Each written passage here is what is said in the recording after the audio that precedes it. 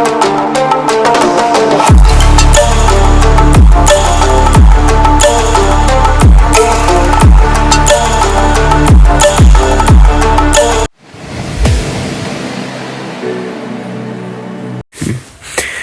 everyone, welcome to my YouTube channel. I Shivam Upadhyay, student of King George Medical University Lucknow. तो मैंने अभी जो कल वीडियोस अपलोड किया था वो बायोलॉजी पे था, बेसिकली ऑर्निथोलॉजी टॉपिक था। उसके क्वेश्चंस मैंने आपको प्रैक्टिस कराया था। तो बहुत सारे बच्चों के कमेंट्स आ रहे थे कि अब मैं फिजिक्स और केमिस्ट्री के भी जो वीडियोज हैं उसको लेके आऊँ। तो आज के इस वीडियो में मैं आपको केमिस्ट्री के कुछ क्वेश्चन जो है उनकी प्रैक्टिस कराऊंगा। बेसिकली ये आप स्टेट्स ऑफ मैटर जो एक टॉपिक है उससे काफ़ी क्वेश्चंस आते हैं, तो उसके कुछ क्वेश्चन मैं यहाँ पे कराऊंगा आपको। बाकी फिजिक्स के कई सारे वीडियोस जो हैं वो मैंने अपलोड ऑलरेडी कर चुका हूँ। बाकी अब धीरे धीरे रेगुलर जो है वीडियोस सभी सब्जेक्ट पे जितने भी आपके सीनेट के एग्जाम में पूछे जाते हैं सब पे मैं वीडियोज अपलोड करूँगा। तो अगर आप वीडियो से अपडेट रहना चाहते हो तो चैनल को सब्सक्राइब कर देना और बेल आइकन प्रेस कर देना, ताकि जब भी मैं वीडियोस अपलोड करूं तो आप तक जो है नोटिफिकेशन पहुंच जाए। तो देखते हैं सबसे पहले फर्स्ट क्वेश्चन। पहले क्वेश्चन में बोल रहा है कि which of the following is the latest discovered states of matter. ठीक है, तो इनमें से कौन सा है जो लेटेस्ट डिस्कवर्ड हुआ है। तो इसमें ऑप्शंस देखते हैं, इसमें क्या क्या बोला है। Solid, gas, plasma, BEC.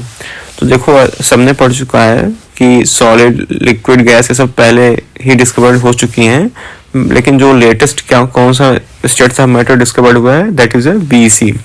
और आप लोगों के लिए पहले एक होमवर्क दे दे रहा हूँ, आपको बीईसी का फुल फॉर्म जो है कमेंट सेक्शन में बताना है कि बीईसी का फुल फॉर्म क्या होता है। ठीक है, उसके बाद क्योंकि ऐसे बीईसी का फुल फॉर्म भी पूछा जा सकता है आपसे एग्जाम में। उसके बाद सेकेंड क्वेश्चन देखते हैं, इसमें बोल रहा है कि which of the following is are in the plasma state.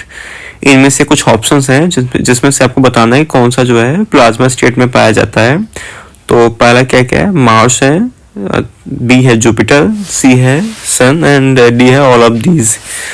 तो कौन सा ऑप्शन होगा, सी होगा सन। सन जो होता है प्लाज्मा स्टेट में पाया जाता है ड्यू टू हाई टेम्परेचर। उसके बाद थर्ड क्वेश्चन में क्या कह रहा है कि which of the following consist है ऑफ आयोनाइज्ड गैस। इनमें से कौन सा है जो आयोनाइज्ड गैस में पाया जाता है। तो पहला क्या है प्लाज्मा, बी है बीईसी, सी है कार्बन मोनोऑक्साइड, डी है ऑक्सीजन। तो इसमें से कौन सा है जो आयोनाइज्ड गैस, ठीक है, कंसिस्ट होता है, कंसिस्ट आयोनाइज्ड गैस। तो इसमें इसका कौन सा ऑप्शन सही होगा, इसका फर्स्ट ऑप्शन सही होगा that is a plasma. Plasma is a consist of ionised gas. उसके बाद फोर्थ क्वेश्चन में देखते हैं, इसमें बोल रहा है कि if a gas having density equal to 100,000 or the density of normal air is cool to a very low temperature then kind of state will be achieve. ठीक है, तो देखते हैं ऑप्शंस क्या क्या है। इसमें बोल रहा है solid state, liquid state, plasma state and BEC. तो अगर उसको एक बहुत मतलब कोई गैस है उसको बहुत जिसकी डेंसिटी हाई है to 100,000 the density of normal air के, उसके बाद उसको बहुत लो टेम्परेचर पे एकाएक उसको कूल डाउन किया जाता है, तो किस तरह का स्टेट वो अचीव होगा हमें। तो अगर ऐसे जब आपने इसको स्टेट्स ऑफ मैटर में इसकी थ्योरी पढ़ी होगी, नहीं पढ़ी होगी जाके इसको पढ़ लेना। तो क्या बनता है यहाँ पे बीईसी, जो अभी latest states of matter discovered हुआ है, तो क्या होता है बीईसी का फॉर्मेशन होता है। उसके बाद फिफ्थ क्वेश्चन में देखते हैं, इसमें बोला है कि on the basis of conservation of state pick the odd one out. ठीक है, तो कंजर्वेशन ऑफ स्टेट के बेसिस पे इसमें से एक ऑड को आपको सेलेक्ट करना है। तो ऑप्शंस क्या क्या है, naphthalene, ice, dry ice, iodine. तो इनमें से क्या होगा, आइस।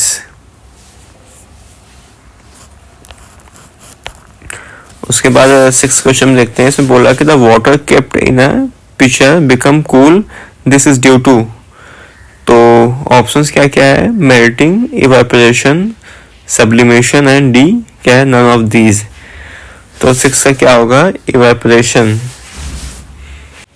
उसके बाद सेवंथ क्वेश्चन में क्या कह रहा है, कार्बन डाइऑक्साइड को जब बर्न की जाती है तो कार्बन डाइऑक्साइड गैस बनाती है, तो यह क्या है, एलिमेंट है, कंपाउंड है, होमोजेनियस मिक्सचर है कि हेट्रोजेनियस मिक्सचर है। तो 7 है क्या होगा, कंपाउंड होगा। उसके बाद 8th क्वेश्चन देखते हैं। 8th क्वेश्चन बोला है कि clean air is an example of, जो एक साफ हवा होती है, साफ हवा किसका एग्जाम्पल है, element, compound, homogeneous mixture and heterogeneous mixture. तो 8th का क्या होगा, सी होगा, होमोजेनियस मिक्सचर का एग्जाम्पल है क्लीन एयर।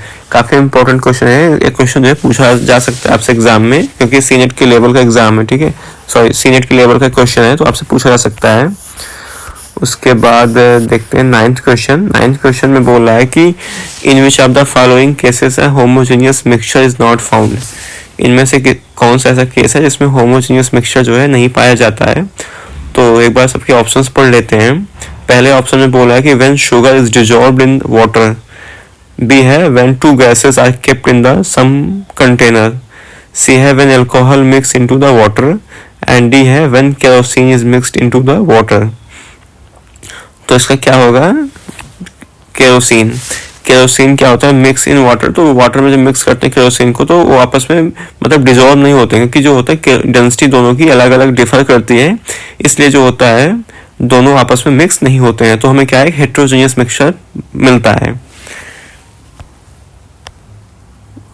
उसके बाद 10th क्वेश्चन में देखते हैं, इसमें बोला कि brass and alloy of copper and zinc is, क्या है, कंपाउंड है, होमोजेनियस मिक्सचर है, heterogeneous mixture and kind of colloidal solution. तो क्या होगा इसका सही ऑप्शन, होमोजेनियस मिक्सचर। ठीक है, तो बढ़ते हैं अगले क्वेश्चन पे।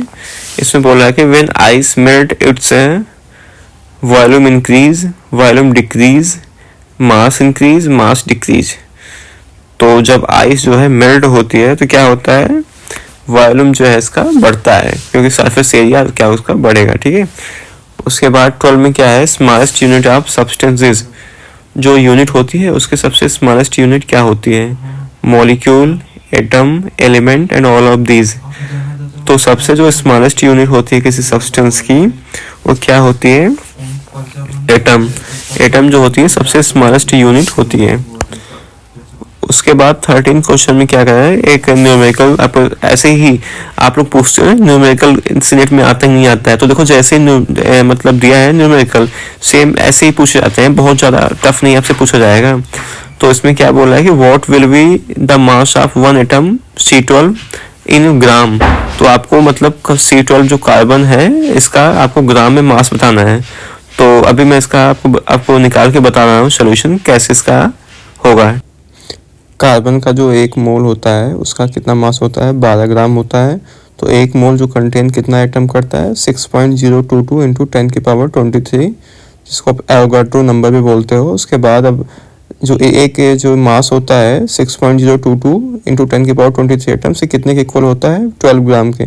तो एक जो का एटम कितना होगा, तो 12/6 पॉइंट इतना Na कर दोगे, तो इसको डिवाइड करोगे तो आ जाएगा कि आपका आंसर क्या, 1.99 इंटू 10 की पावर -23। ये नीचे प्लस में है 23, ऊपर जाएगा क्या हो जाएगा, माइनस में। ठीक है, ठीक है।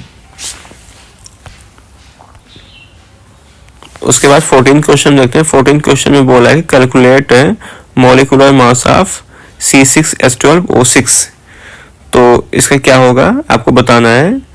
तो इसका आप निकाल सकते हो, इसका आप आंसर भी मैं आपको बता दे रहा हूँ कितना होता है, 1।